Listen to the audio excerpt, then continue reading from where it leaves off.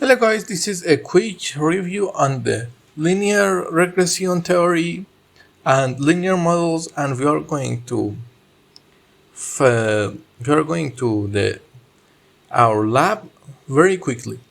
The following are a set of methods instead of regression in which the target value is expected. What the regression do is determining the distance from this y and then trying to make a line that has the minimum of the sum of these distances, sometimes by the multiplied by 2 or not. Okay, let's copy this, and no, this is a hard example. Let's go and try to create our model, and don't make anything harder. We go to our, okay, let's save this. We go to our linear regression. We create two linear regression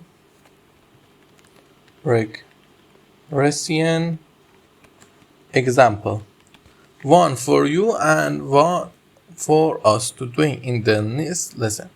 We open our Jupyter and go to desktop, linear regression, open the lab. This is the lab in the past I created for this project. Okay, we are going to write it again in a new lab for you to understand the concept very well. Okay, a new Python 3. All you need to know about regression is that it's going to do this. It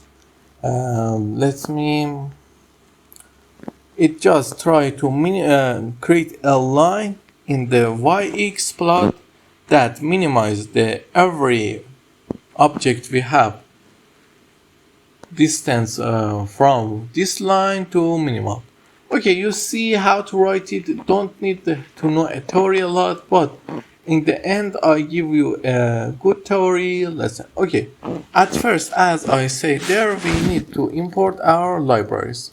Let's import, right here, importing libraries. In the next time we import our libraries. Okay, I don't forget to copy that. We import the library. Let's see if we have all the libraries. Okay, we know pandas, what is pandas, and we know sklearn, but we don't know anything about matplotlib.pyplot and numpy. What they do? Let me give you a quick review about numpy.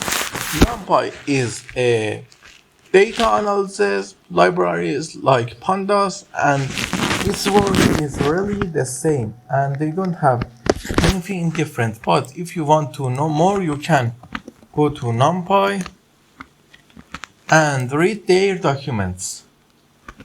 And this is a very powerful library for data, and it works with arrays, open source, easy to use, numerical computation tool.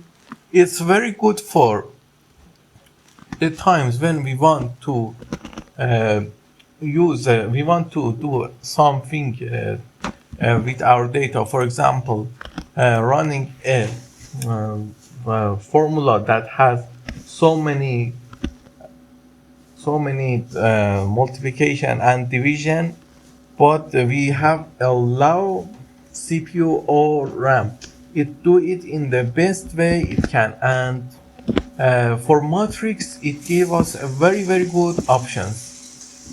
As you can see, it has a scientific domains and very useful. If you want, you can go and study them, but it's not our purpose. Maybe at the end I gave you some of examples. Okay, what is matplotlib.pyplot is? It's a library that we use for plotting the things. Why? We need to see how our data, let's go to the side. In the machine learning, we need to see how our data are in the plot. Why to choose the best way for them to get a better score. Okay, this is a matplotlib. You can go and read everything you want in this site. Okay, and why we didn't import all the scikit-learn and just import linear model? Because scikit-learn is a huge library, and importing all of these comments in our code make our code to run slower and consume a lot of RAMs. Don't forget to like and subscribe. We're going to read our data in the next lesson.